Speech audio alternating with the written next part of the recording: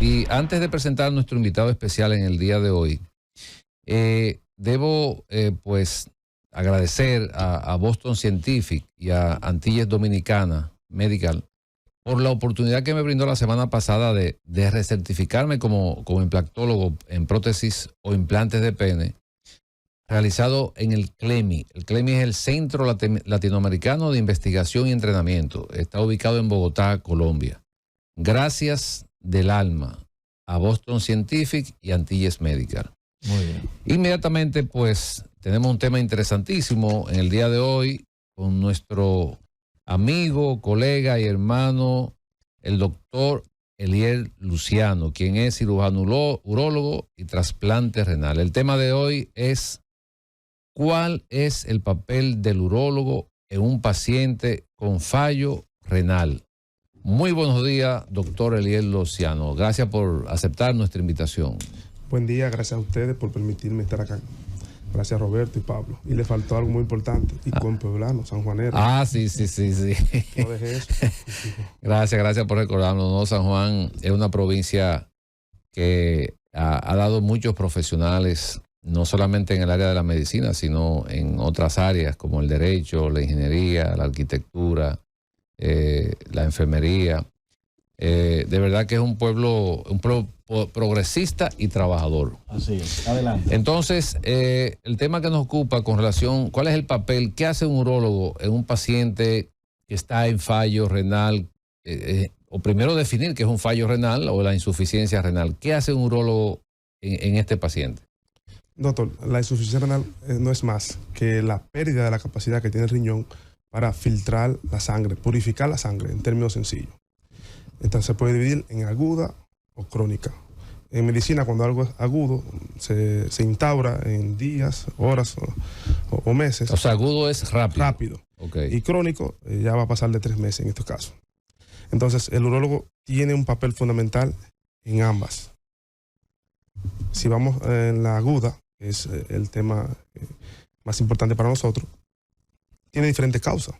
Puede tener causas que prerrenal, por ejemplo, un traumatismo, una cirugía de muchas horas, mucha pérdida sanguínea, simplemente deshidratación, entre otras. También puede tener causa propiamente del riñón, como abuso de medicamentos. Digo abuso porque si menciono aquí el diclofenac y luego dicen, ¿pero por qué lo indicamos? El mal uso, el abuso, también de algunos antibióticos, pudiese causar daño renal propiamente agudo. Y la posrenal, que es cuando hay una obstrucción de la salida de la orina. El riñón tiene una salida que se llama pelvis-renal o luego uréter, que llega hasta la vejiga. La vejiga a su vez también tiene salida, la uretra, hacia el exterior. Si hay una obstrucción en cualquier punto de este mecanismo, pues se va a producir una insuficiencia renal posrenal. Cuando se tiene esa insuficiencia, ¿eso se puede revertir, doctor? Ese es el motivo de mi visita acá. Ok, qué bueno saberlo. Siempre que hay una insuficiencia renal aguda, debe tener una evaluación urológica urgente, porque en más del 90% de los casos se puede revertir. Más del 90%. Con una atención O sea, adecuada. aguda es, para que nuestros radioyentes estén bien informados, quiere decir que cuando un paciente cae o llega a fallo renal o que no funcionan los riñones de manera rápida, puede revertirse con mayor facilidad. O sea, sus riñones pueden volver a funcionar de nuevo. Ese es el mensaje. Exacto. Okay. Con una intervención adecuada del urólogo, desobstruyendo la vía, y podemos incluso por parte. Si la obstrucción está en la primera parte del riñón, o sea, en la salida simplemente, dependiendo de las causas, porque hay muchas causas por qué se puede obstruir, por estrechez, estenosis de la vía, por piedra, por tumores, incluso por un sangrado, puede haber obstrucción. El urólogo puede, a través de técnica quirúrgica, ya sea a nivel endoscópico, o sea, a través del pene o de orina, llegar hasta el riñón, hasta la vía y colocar, en el mejor de los casos, catéter, desobstruir el riñón, catéter que van del riñón a la vejiga. Puede también colocar unos tubitos a través de la espalda que se llama nefrostomía, y eso resuelve el problema muchas veces a 48 horas y el paciente está fuera de diálisis, ya sí llegó a la diálisis. ¿Y qué causas, por ejemplo, urológicas, puramente urológicas, vamos a decir, pueden producir un fallo renal agudo en un paciente? Por ejemplo, la hiperplasia prostática, que es muy frecuente, produce un cierre de la uretra que dificulta la salida. Cuando la vejiga se llena, se devuelve la orina hacia los riñones y crea un estado de insuficiencia renal. Con una simple sonda transuretral, usted resuelve el problema ya. Ya, porque muchas veces el paciente dice, doctor, yo estoy orinando, o sea, el paciente en fallo renal puede seguir orinando. Claro, puede seguir orinando. Inclusive se considera que, primeramente, lo que hay una oliguria, que es que baje la producción de orina. Hasta 400 mililitros por día se considera que es baja, es oliguria. Pero no lo suficiente. O puede ser que tenga cálculos en ambos uréteres que vemos y está orinando y está obstruido parcialmente, pero ya comienza a tener elevación de los asobados. Y el paciente no se va a dar cuenta porque sigue orinando, pero no es suficiente para eliminar, para que el riñón pueda depurar. Que así, de no llegar, vamos a decir, a un caso grave, ¿cómo una persona puede darse cuenta de que está en fallo así renal, aunque no sea agudo? Generalmente el fallo agudo va a crear síntomas. Okay. Para el crónico puede ser que no. Que el paciente ya esté adaptado, que es una patología, una enfermedad de mucho tiempo y no tenga síntomas. Pero generalmente el fallo agudo va a presentar síntomas. Vómito, dolor, malestar general, movimiento involuntario. Okay. Entonces es muy raro que un paciente con falla renal aguda no presente síntomas. Dolor de cabeza. Pero un paciente entonces que cae en fallo renal agudo, o sea que sus riñones dejan de funcionar de manera rápida, ¿podría confundir esto con un proceso gripal entonces? Podría confundirlo. O sea, hago la pregunta porque pasan muchas cosas a nivel de la salud de nuestra sociedad por diferentes razones. Y una de ellas que me preocupa bastante porque uno como médico pues lo que quisiera es resolver la condición de salud del paciente. A veces el paciente llega y está tomando 8 o 9 medicamentos sin ser prescrito, quiere decir sin un criterio definido. Entonces, ese paciente que cayó en fallo renal agudo, que los riñones dejaron de funcionar, pero el paciente no lo sabe, que empieza a medicarse, ¿podría ese paciente superar ese cuadro y entonces caer en un fallo renal crónico? Sí. ¿Podría darse ese caso? Pudiese darse. Si no se corrige a tiempo la causa, si el paciente continúa el abuso de medicamentos, si no va a una atención, en este caso nefrología adecuada, puede caer en fallo renal crónico.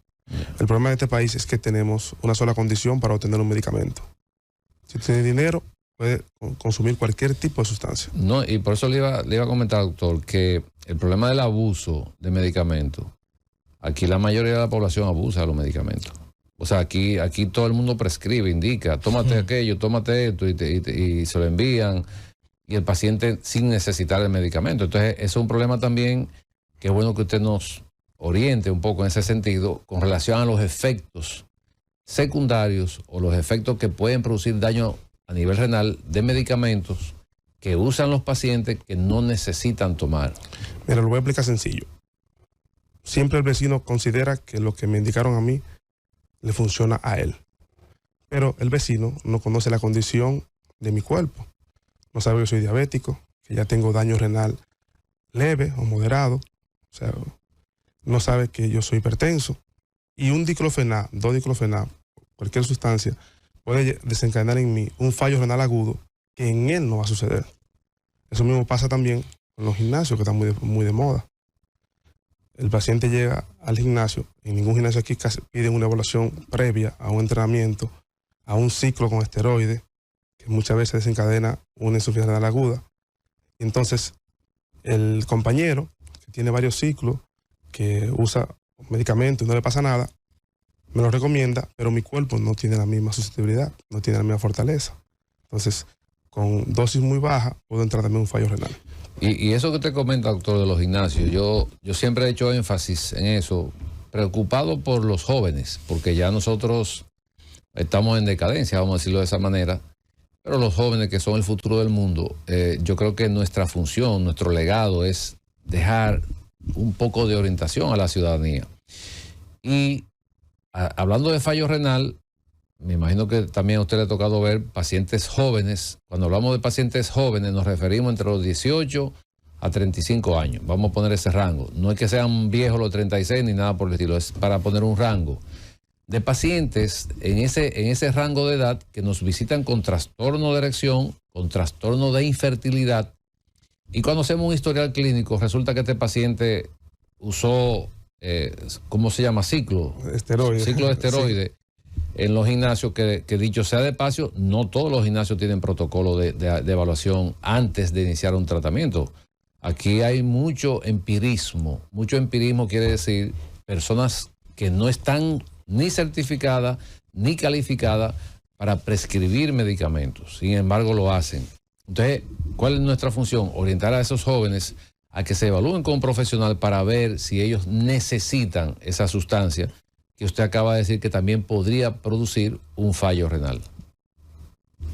Siempre que se va a hacer cualquier tipo de medicación, y no solamente, ya usted mencionó la infertilidad, el fallo renal. Yo tengo 2 casos específicos, y perdón que me salga del tema, de infertilidad por uso de testosterona. Yo digo que el cuerpo es una máquina perfecta. Es tan perfecta que se autodestruye cuando lo cree necesario.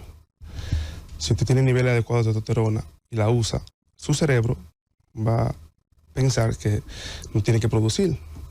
Entonces, ¿qué hace? Le manda una orden al testículo que deje de producir. Después de cierto tiempo, pues entonces su testículo no funciona ya. Ok.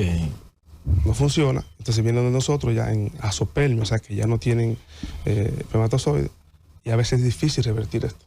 Entonces es una realidad de que las personas que van o están en los gimnasios y utilizan ciertos suplementos, se le achican los testículos. Claro. ¿Eso es mito o realidad? Eso es realidad. Ah, bueno. Eso es realidad. Dice, bueno, había escuchado esto, pero no de un profesional de la salud. Usa un término que se llama, se queman los testículos. Sí, se queman los testículos. Y lo que dice el doctor Elier, o sea... Pero solo los testículos, doctor. ¿O se le achica también el...? Digo, pregunto, porque también son cosas que... Solo los testículos. Solo los testículos. ¡Llévatelo, Cundo!